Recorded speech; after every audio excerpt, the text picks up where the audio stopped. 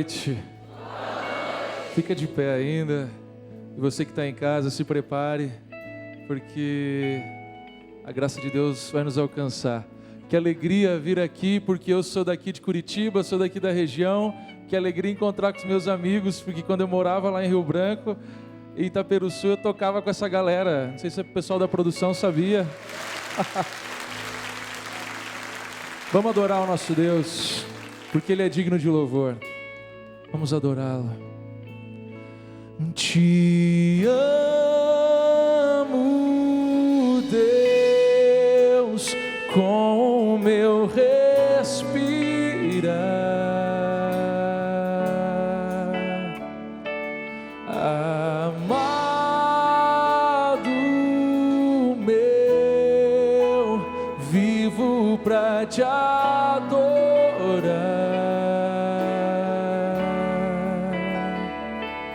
Te amo, Deus, com o meu respirar.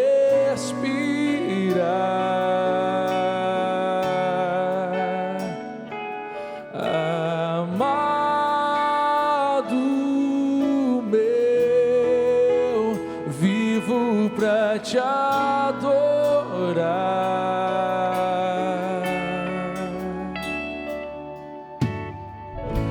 Você mudou a escuridão em luz pra mim. Vê se é essa a tua história. Me carregou nos braços seus quando eu caí.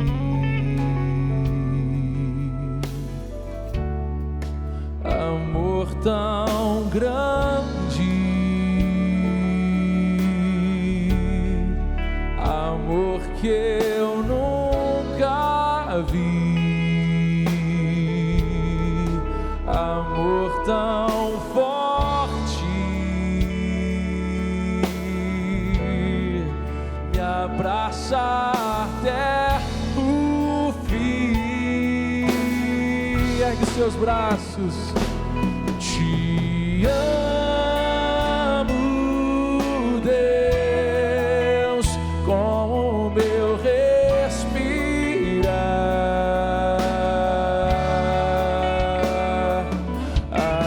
Amado meu, vivo pra te adorar.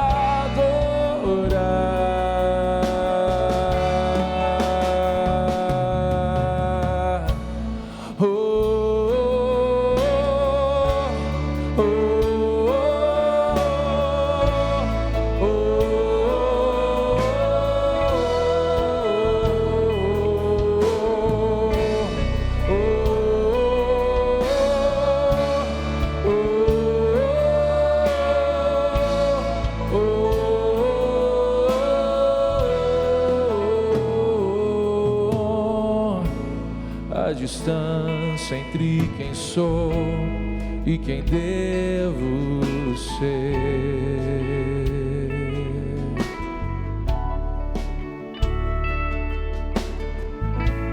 foi vencida numa cruz sem eu merecer.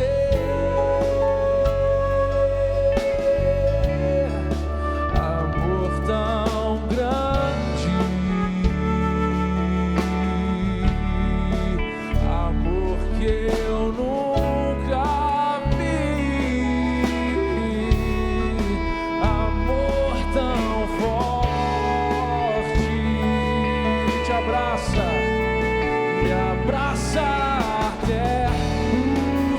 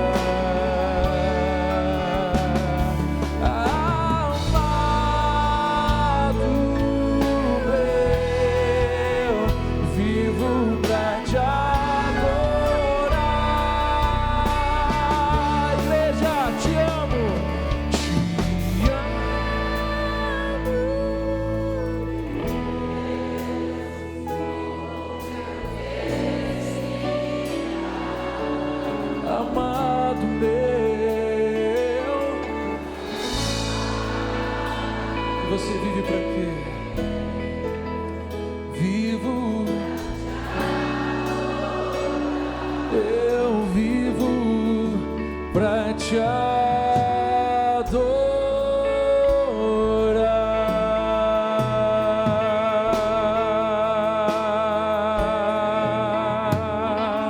Amém?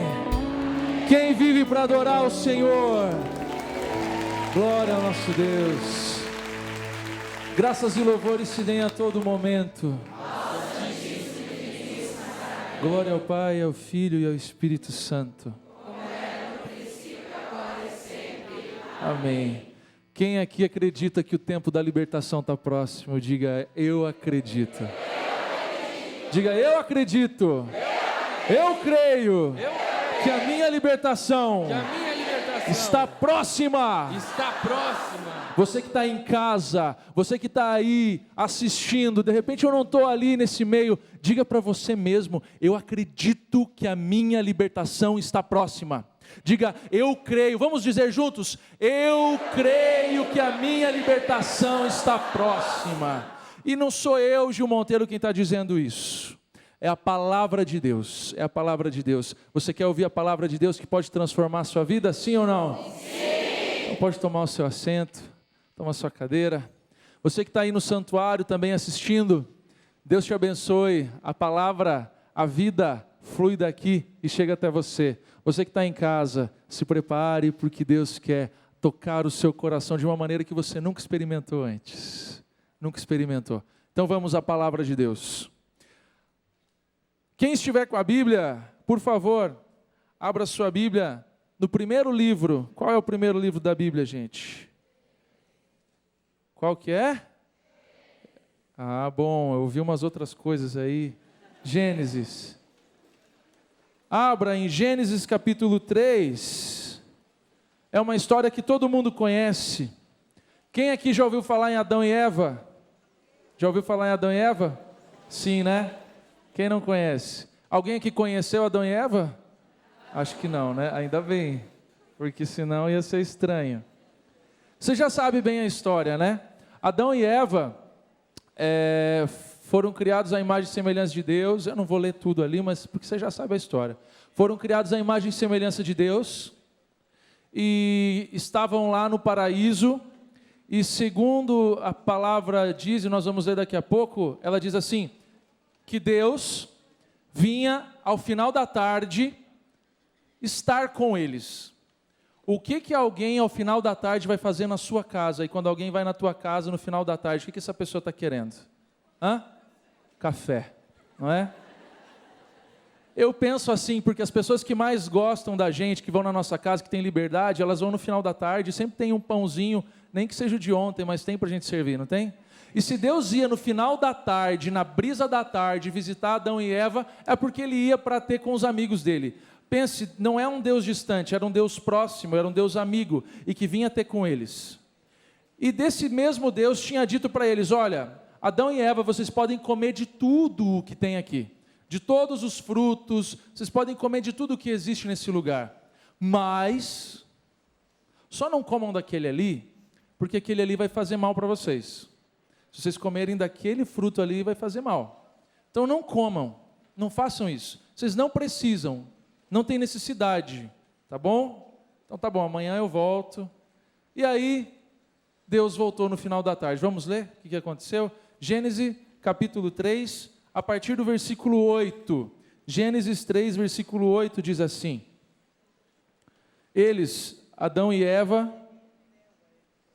Aliás, vamos voltar um pouquinho antes. Versículo 6.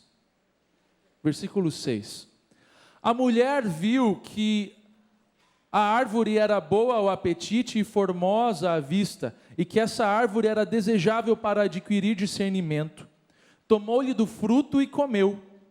Deu-o também ao seu marido, que com ela estava, e ele comeu. Então abriram-se os olhos dos dois e perceberam que estavam nus. Entrelaçaram folhas de figueira e se cingiram. Eles ouviram o passo de Deus que passeava no jardim à brisa da tarde. E o homem e sua mulher se esconderam da presença de Deus, entre as árvores do jardim. Deus chamou o homem. Onde estás? Disse ele. Ouvi teu passo no jardim, respondeu o homem. Tive medo porque eu estou nu e me escondi. Deus retomou. E quem te fez saber que estavas nu? Comeste então da árvore que eu te proibi de comer? O homem respondeu: a mulher que puseste junto de mim me deu da árvore e eu comi. E Deus disse à mulher: que fizeste? E a mulher respondeu: a serpente me seduziu e eu comi. Agora eu vou pular lá para o versículo 20. Versículo 20 diz assim: o homem chamou sua mulher Eva, por ser a mãe de todos os viventes. Deus fez para o homem e sua mulher túnicas de pele e os vestiu. Palavra do Senhor. Graças a Deus. Conhece essa história já, né? Tem nem o que eu ficar repetindo aqui.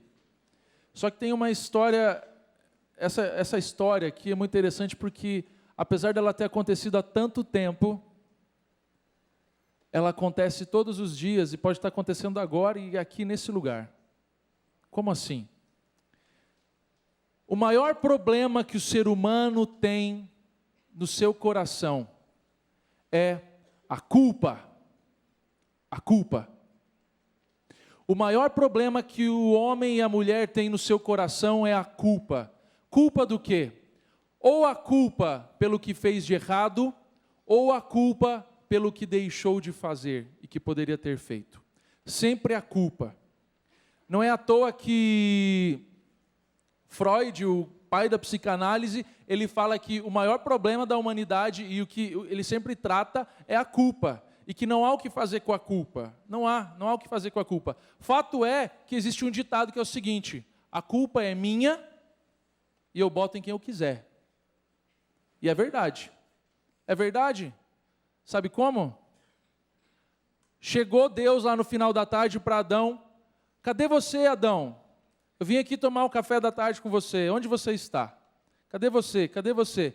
Adão, quando ouviu os passos de Deus, se escondeu. Quando ele ouviu os passos daquele que deu uma ordem para ele, ele se escondeu. E aí Deus ficou procurando. Onde que está? Que tão quietinho. Quando está muito quieto é porque aprontou. Não é assim que você faz com a criança? Deixa eu ir lá ver o que aprontou porque está muito quieto. E foi exatamente isso. Eles aprontaram. E aí quando você descobre que o seu filho estava lá, fazendo alguma coisa errada, você acha ele escondidinho atrás do sofá, aí ele fala para você: mãe, você me achou, o pai, você me achou. Aí foi você que fez isso? O que a criança diz? Não, eu não, foi meu irmão. A minha mãe está aqui no auditório. Fica de pé aí, mãe, o povo te conhecer. Olha que bonita essa moça aqui, gente. Parece minha irmã. Vira para eles. Eu queria que você ficasse vermelha mesmo. Eu já contei isso numa última pregação que minha mãe não sabia. Eu estava brincando de futebol dentro de casa. A minha mãe falou: não brinque de futebol, eu e meu irmão mais novo. Não brinque de futebol dentro de casa, porque vocês vão pegar a bola, vocês vão quebrar alguma coisa. E se você diz para a criança: não bote o dedo na tomada, o que ela faz? Não suba na árvore, o que ela faz? Isso. Não jogue bola dentro de casa. O que eu e meu irmão fizemos? Jogamos. E aí a bola foi e quebrou o negócio lá, exatamente, porque a mãe, quando fala, acontece, né? Pode estar um sol, se ela falar assim: leve o guarda-chuva que vai chover, leve, porque ela tem um poder meteorológico. E aí quebrou o negócio. Quando quebrou o negócio, minha mãe chegou. E é verdade, né? Mas não estou mentindo. Minha mãe chegou e aí o negócio estava quebrado. Ela olhou para mim, porque eu era o mais velho. Quem fez isso? Foi ele. E aí minha mãe e meu irmão: quem fez isso? Aí ele não tinha um irmão mais novo para dizer, né? Ele não tinha irmão mais novo. Ele não podia dizer: foi você. Não podia. Porque não tinha um irmão mais novo, senão ele diria.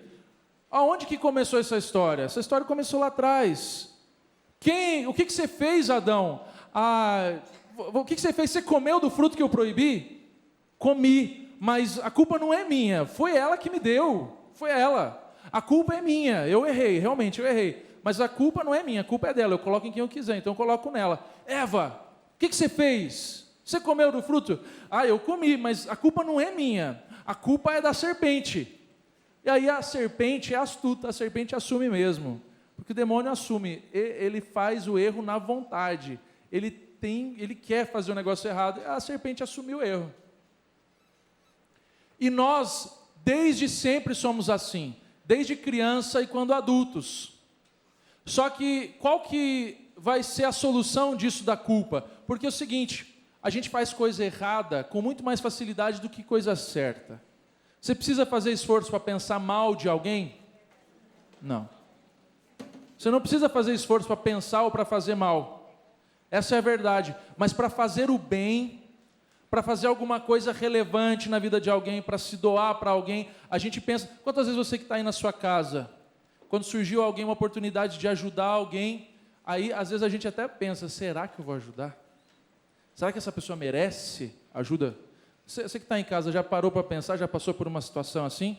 Você que está aqui no auditório já passou por uma situação assim? Você que está aí no santuário já passou por uma situação onde você pensou antes de fazer o bem? Mas o mal a gente não pensa muito não. O mal flui.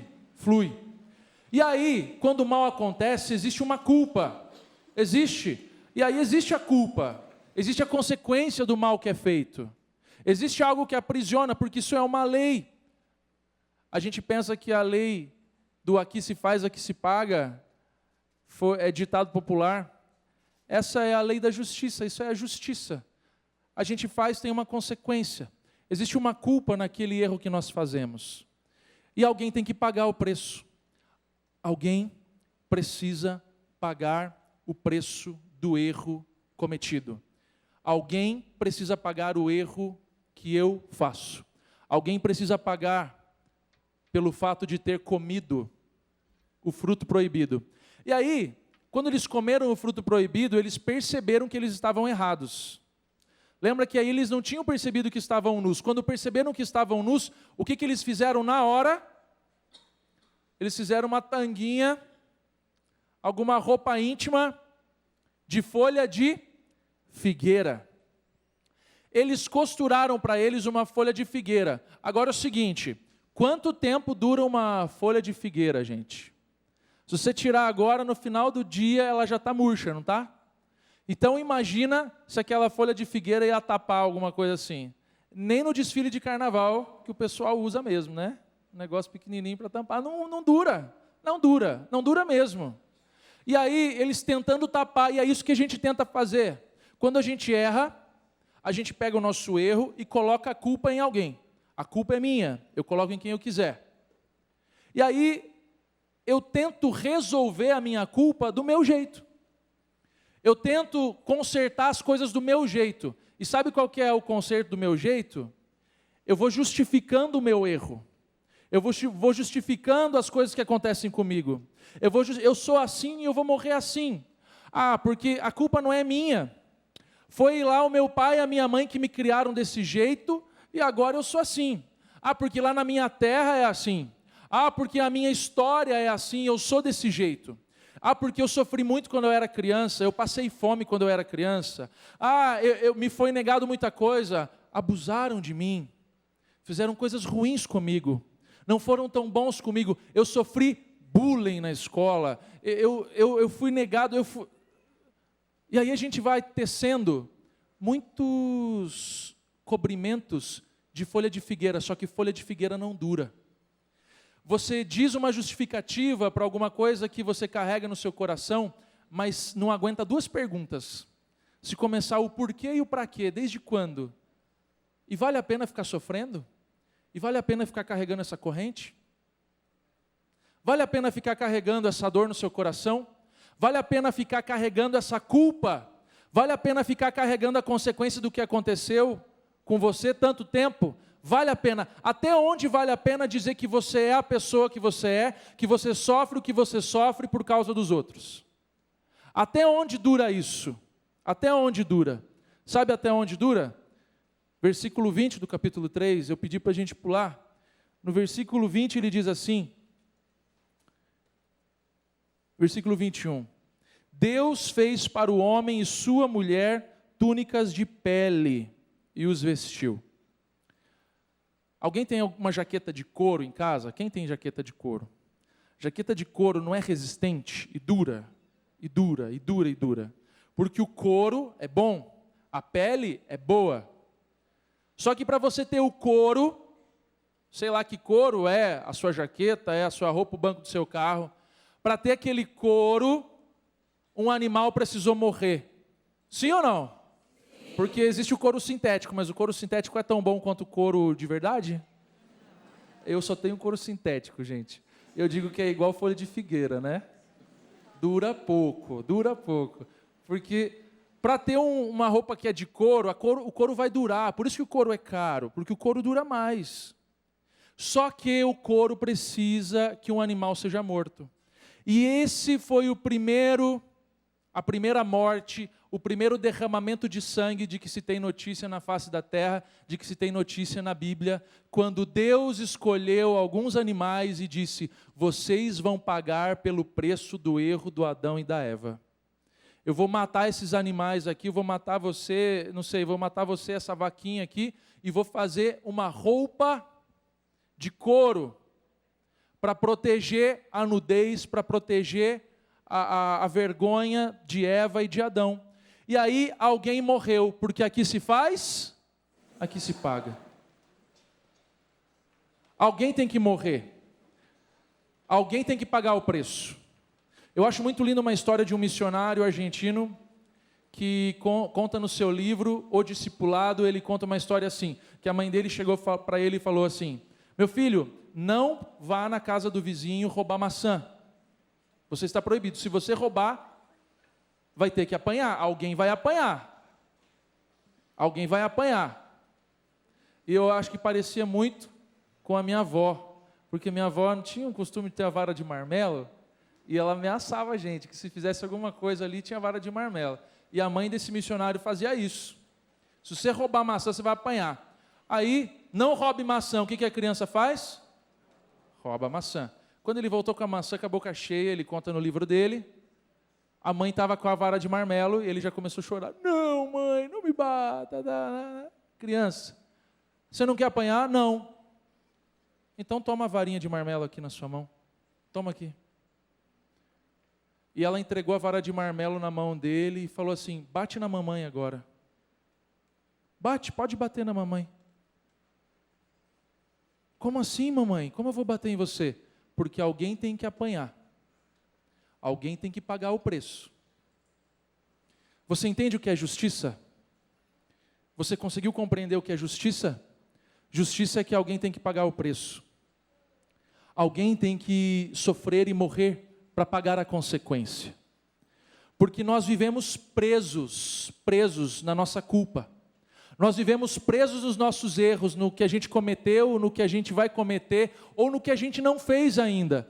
E aí, a gente vive preso naquilo que a gente sofre e vai tentando resolver do nosso jeito, e aí vai desenvolvendo o quê? Vai desenvolvendo inimizade, vai desenvolvendo raiva, vai desenvolvendo rancor, e às vezes isso vai criando até doenças. Quantas pessoas que não têm úlcera, que não tem problemas no seu estômago, por causa de uma raiva, por causa de um ódio, por causa de uma falta de perdão, um perdão que não foi liberado. Eu estou generalizando mesmo, mas muitas pessoas desenvolvem doenças que são o que a gente chama de psicossomática, porque a pessoa acumulou tanto aquilo, tanto problema, tanta culpa carregando nos ombros, uma história tão assim arraigada nela, que ela começa a desenvolver problema na coluna, e vai, e vive arcada, e a pessoa vive dolorida, por causa das dores, e aquilo que era do coração, aquilo que era da mente, a culpa do que aconteceu do passado pesa tanto, que a pessoa começa a desenvolver coisas ruins na vida dela. Alguém se identifica com isso? Alguém conhece uma história parecida? É exatamente isso, é por causa da culpa. É por causa da culpa, é por causa do nosso erro, por causa da nossa transgressão, que acontece isso. Alguém tem que levar a culpa. E eu digo que mesmo dentro da igreja, nós nos acostumamos a carregar a culpa nós. Nós carregamos a nossa culpa. E tem gente que vem na igreja, faz novena e não alcança a graça. Tem gente que vem aqui e vem em todas as missas do Padre Reginaldo, e veio em todos esses 2 anos que nós estamos celebrando hoje, de noite de louvor, e nunca alcançou a graça. Sabe por quê? Porque carrega a sua culpa ainda. Porque tenta fazer roupas de figueira para si mesmo, para resolver os seus problemas. Mas hoje eu venho propor uma nova situação para você. Deus ensinou no Antigo Testamento inteiro que os homens poderiam livrar-se da culpa de uma forma. Sabe como? Uma vez ao ano, se você tivesse cometido pecados, você poderia pegar uma ovelhinha, ou um cabrito, mas vamos dizer uma ovelha, ou um cordeirinho, e você pegava aquele cordeirinho, e você errou, e quem aqui se faz, aqui se paga, mas você não quer morrer, então que morra o cordeiro, que morra aquele animalzinho. E os judeus na época de Jesus, uma vez por ano, pegavam aquele cordeirinho, apresentavam para o sacerdote, e diziam, está aqui, ó, eu errei, eu fiz isso, eu fiz aquilo, eu fiz aquele outro, eu aprontei, eu pequei, e aí eu mereço a morte, porque aqui se faz, aqui se paga, alguém tem que pagar, alguém tem que pagar, alguém tem que pagar. E quem vai pagar? Deus ensinou, traga um cordeirinho e mate o cordeirinho no lugar. E aí eles cortavam o pescoço do cordeirinho, o sacerdote pegava aquele sangue do cordeiro, entrava lá dentro do templo, lá dentro da tenda, o lugar chamado Santo dos Santos. E aquele sangue o sacerdote oferecia a Deus e dizia, está aqui Deus, perdoa o pecado e a culpa desse povo, por meio do sangue. Sabe que horas era morto esse cordeirinho, na tradição judaica? Às 3 horas da tarde. Às 3 horas da tarde da sexta-feira, eles faziam isso com o cordeirinho. Depois que oferecia o sangue, porque alguém pagou, quem pagou pelo pecado? Aquele cordeirinho. O sacerdote voltava com o sangue para o meio do povo, ele voltava com aquela bacia de sangue para o meio do povo, e com um ramo de isopo, com um ramo de uma planta lá do lugar onde Jesus nasceu, ele jogava aquele sangue no povo. Ele aspergia aquele sangue, para quê? O sangue aspergido significava que o povo estava curado agora e livre daquela culpa, daquele pecado. Só que você consegue ser bom o tempo todo? A gente não consegue ser bom o tempo todo, nem dentro da igreja, nem diante de Jesus. A gente não consegue ser bom o tempo todo. A culpa está acontecendo o tempo todo. E aí você teria que trazer um cordeirinho, você ia ter que trazer um monte de cordeiro. Já pensou se você tivesse que trazer cordeiro até hoje pelos pecados que você fez? Você ia gastar muito dinheiro, não ia? Você ia ter um problema lascado, porque como é que você ia fazer? Eu ia começar a fazer o quê? Ia ser criador de carneiro, só para pagar meus pecados. Só que tem gente que não cria carneiro, cria o quê? Cria culpa, cria dor, cria doença. Cria doença. Porque você tenta resolver, você tenta pagar, e aí tem gente que diz, eu sofro no meu casamento, eu sofro no meu trabalho, eu sofro tudo isso para pagar os meus pecados, porque eu errei lá atrás. Eu aceito esse sofrimento porque é justo que eu passe por tudo isso, porque eu não fui uma pessoa boa lá atrás. E aí carrega essa culpa, essa mágoa, esse ranço, esse negócio dentro de si, e não sabe o que fazer. Deus olhou para isso. Deus olhou para você. Deus olhou para essa situação que você passa. Deus olhou para a culpa que você carrega. Deus olhou para a sua história. Deus olhou para tudo que você passou. Deus olhou para tudo que passou com você desde a sua infância. Deus olhou para você, tudo que você passou na sua adolescência, na sua juventude, e Ele sabe que o que você fez de errado, Ele quer que você tenha uma consequência. Você tenha uma posição. Onde eu não tive controle, onde eu não posso mudar, eu só tenho uma solução: o amor. O passado, a história, a marca, a cicatriz, a dor. Para isso tudo que você não tem controle, o amor. Para aquela pessoa que foi mais forte que você e que te machucou, e que te abusou, e que fez o que você não queria que fizesse, porque tinha alguma situação na sua vida, você pôde controlar onde você nasceu? Você não escolheu, não pôde escolher a família que você nasceu. Você não pôde escolher a sua história. E onde você não teve escolha, existe uma situação: amor. Para o passado só cabe o amor, e não a condenação, e não a dor, e não a culpa. Deus olhou para você, Deus olhou para tudo que você passou, e Ele pensou assim: ele e ela não conseguem mudar. Ele e ela, por ele mesmo, eles podem se esforçar, eles podem trazer carneirinhos, eles podem fazer várias coisas, mas não vão resolver. Então eu preciso mandar um cordeiro de verdade. Ontem o Evangelho falou de um homem chamado João Batista. João Batista foi o último dos profetas, e quando Jesus passou por ele, ele disse: eis o Cordeiro de Deus que tira o pecado do mundo. Eu vou falar de outra forma: eis o Cordeiro de Deus que tira a culpa do mundo. Eis o Cordeiro de Deus que tira o trauma do mundo. Eis o Cordeiro de Deus que muda a vida do mundo. Eis o Cordeiro de Deus que transforma a vida do mundo. Jesus, segundo Isaías 53, ele se entregou como cordeiro. E que horas Jesus morreu? Que horas nós fazemos a celebração da cruz na Sexta-feira Santa? Às 15h, no templo dos judeus, era oferecido o cordeiro e o sangue apresentado diante de Deus Pai. Às 15h, o Filho de Deus, o Cordeiro de Deus, foi imolado, segundo o Evangelho de João, e do alto da cruz, o sangue e a água jorraram de lá, porque, como hisopo, jorraram sobre a humanidade, para que você entendamos de uma vez por todas, que Ele levou sobre si as nossas dores, que Ele carregou sobre si o nosso sofrimento, que o castigo que nos salva, o castigo da culpa que nós teríamos, caiu sobre Ele, e por suas chagas nós somos curados. Por suas chagas nós temos a nossa vida transformada. Se o teu passado te condena, o teu futuro te abraça. Não é ninguém que tenha o dedo assim, é Deus que tem a mão assim para você, para te resgatar de onde você estiver, porque o sangue do Cordeiro foi derramado por você, pela sua história, porque Deus te ama, porque você é importante. Você não precisa mais carregar essa culpa. Mas aconteceu, mas para o passado só existe uma coisa: o amor. E para o futuro só existe outra: o amor de Deus. Eu concluo essa pregação relembrando o apóstolo Paulo, em sua segunda carta a Timóteo. Essa foi a última carta que Paulo escreveu. Paulo já tinha o auge dos seus 80 e todos anos. Ele estava preso em Roma, aguardando o seu julgamento, e preso com correntes.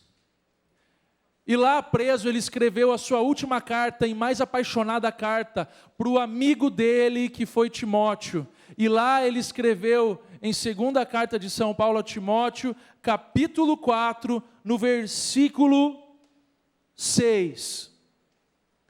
Quanto a mim, já fui oferecido em libação, e chegou a hora da minha libertação. E chegou a hora da minha libertação. Eu já fui oferecido, eu já sofri, eu tenho marca, eu tenho cicatriz, eu tenho história, eu tenho dor, eu tenho coisas que me marcam, mas o que me marcou no passado não me marca para o futuro. Sabe por quê? Porque o futuro só tem uma palavra: amor, amor, amor, amor, amor, amor, amor e amor. Porque o futuro só tem uma solução para você: ou você vai continuar vindo aqui por mais 2, 10, 20, 30 anos, ou até o dia da sua morte, guardando essa dor, essa história ruim, esse pus, essa coisa, ou você se decide de uma vez por todas. E aí, gente, não se apropria disso com um pó de pirlim-pim-pim, que aqui o pregador vai chegar, o padre vai chegar, vai botar a mão em você, ou você toca no Santíssimo e você é transformado e curado e mudado. É decisão. É decisão. É dizer: eu me aproprio pela fé. Eu esqueço do que passou e eu vou rumo ao sangue.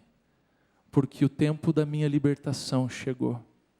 Porque em nome de Jesus, eu sou livre. Quem aqui quer ser livre? Quem aqui deseja ser livre? Vamos pedir esse sangue de Jesus sobre nós. Se você concorda com esta palavra, se essa palavra toca o teu coração, dê uma resposta a Deus agora, porque o tempo da tua libertação chegou. Não deixe passar. O tempo da tua libertação não é o final aqui da celebração dos 2 anos.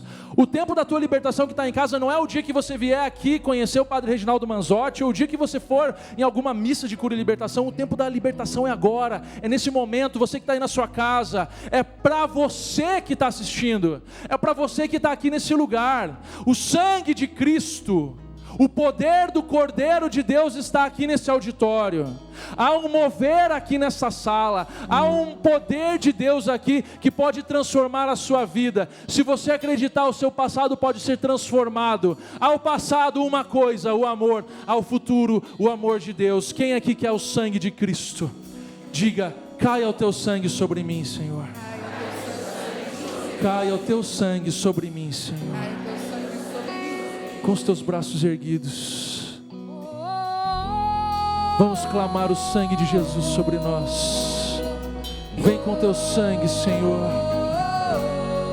Vem com teu sangue, Jesus. Vem com teu sangue, Senhor. Vem com teu sangue, Senhor. Vem com teu sangue, Senhor. Vem com teu sangue, Senhor. Nós queremos ser curados e transformados com a força do teu coração. Vamos cantar.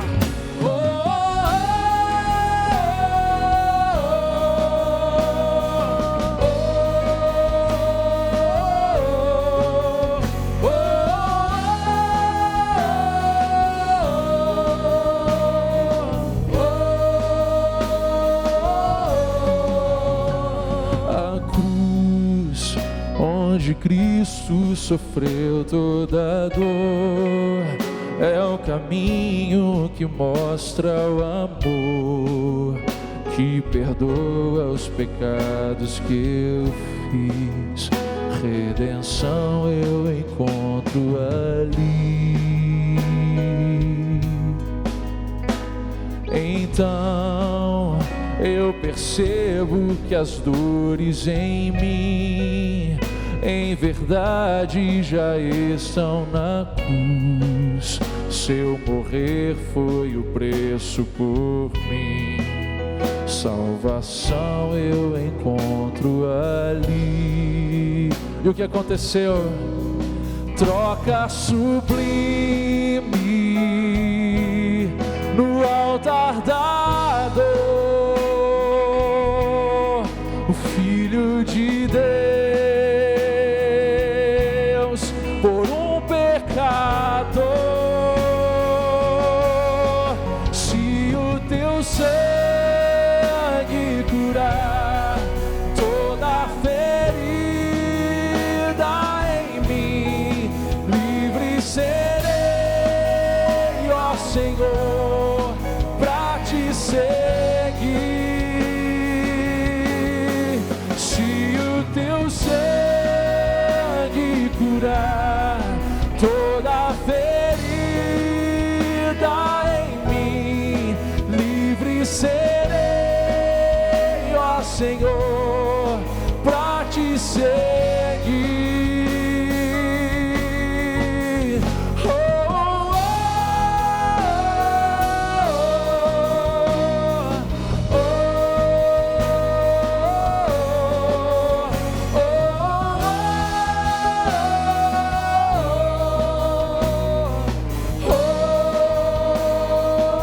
Para você, não mais haverá lágrimas, não mais sentirei dor, não mais haverá choro, não mais sentirei dor. Profetiza, você que está em casa. Não